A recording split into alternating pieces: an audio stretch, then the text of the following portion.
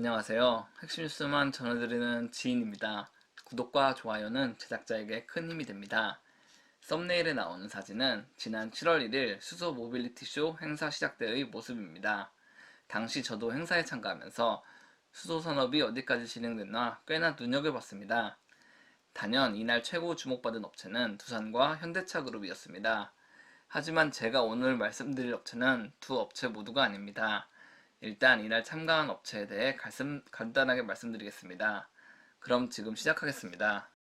일단 입구에는 두산 퓨어셀이 자리 잡고 있는 것을 알 수 있습니다. 그리고 가장 안쪽에는 현대자동차가 자리 잡고 있고요. 사실상 두 회사를 위한 행사라고 할 수 있습니다.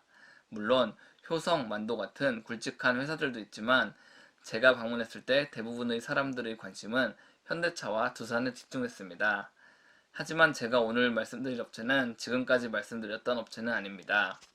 일단 10월 8일 기사를 보겠습니다. 제가 주목하고 있는 것은 현대차 수소 트럭이 스위스에서 운행이 개시됐다는 사실입니다. 이는 해외에서의 세계 최초 상용화입니다. 사실 수소 트럭 양산의 시작은 지난 7월부터 시작됐습니다. 현대차는 이때부터 세계 최초로 수소 트럭을 상용화한다고 대대적으로 발표했습니다. 다만 이 기사는 본격적으로 해외에서의 운행이 시작된다는 기사입니다. 이는 이미 국내 상용화에는 전혀 문제가 없다는 것이고 본격적인 수소경제사회로 진입한다는 것을 의미하기 때문에 10월 8일 기사가 중요하다고 볼 수 있습니다. 제가 수소 모빌리티 쇼에서 봤던 간지나는 현대차의 넵튠 수소 트럭과는 아직은 거리가 먼 모습입니다. 당시 현장에서도 이 수소 트럭의 촬영이 가장 많았고 현장을 방문했던 정세균 국무총리도 현장에서 촬영을 했습니다.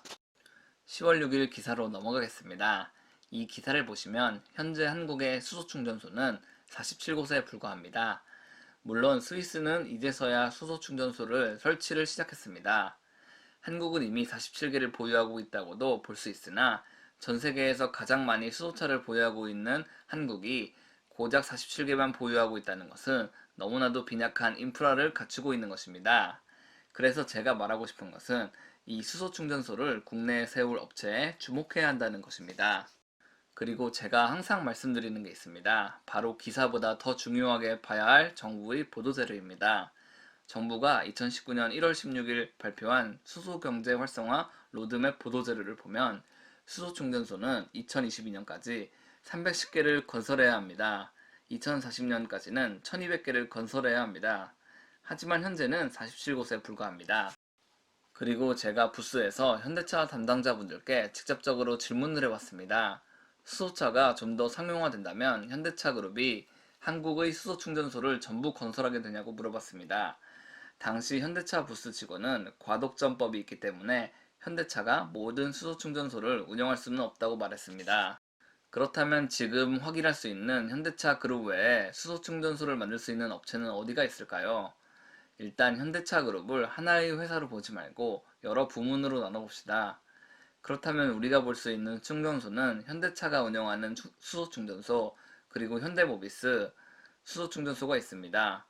또 최근에는 현대로템도 수소 충전소 사업에 뛰어들었습니다. 여기까지 보면 개별회사라고 봐도 완전히 다 현대차 그룹이 점령한 것이라고 볼 수 있습니다. 주유소는 현대오일뱅크, S오일, GS칼텍스 등 여러 업체들이 나눠져 있지만 수소 충전소는 현대차 그룹이 완전 독점하는 모양새가 되게 된 것입니다. 정부가 이를 눈뜨고 지켜볼 리 없다고 생각합니다. 이는 정말 막대한 독점을 띠게 되는 것이기 때문이죠.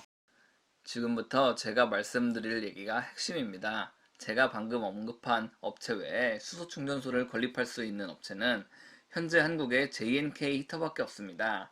회사 홈페이지에 들어가 보시면 회사는 국내 최초로 수소 추출기를 개발했으며 온사이트 방식과 오프사이트 방식의 수소 충전소를 건립할 기술을 모두 보유하고 있습니다. 한마디로 현대차 그룹을 제외하고는 국내에서 가장 활약할 수 있는 업체란 겁니다. 그리고 6월 10일 기사를 보시면 회사는 연말까지 광명, 김포, 안산에 수소 충전소를 건립할 계획입니다. 사실 어찌 보면 되게 웃긴 일이라고 할 수 있습니다. 국가에서는 수소차를 전격적으로 밀려고 하고 있지만 현재까지 수소 충전소 인프라는 매우 미비하기 때문이죠. 현대차 그룹의 수소 충전소 독주를 어느 정도 견제해 가면서 거기다가 수소 충전소 확보를 위해선 JNK 히터의 점유율이 어느 정도 받쳐줘야 한다고 생각합니다.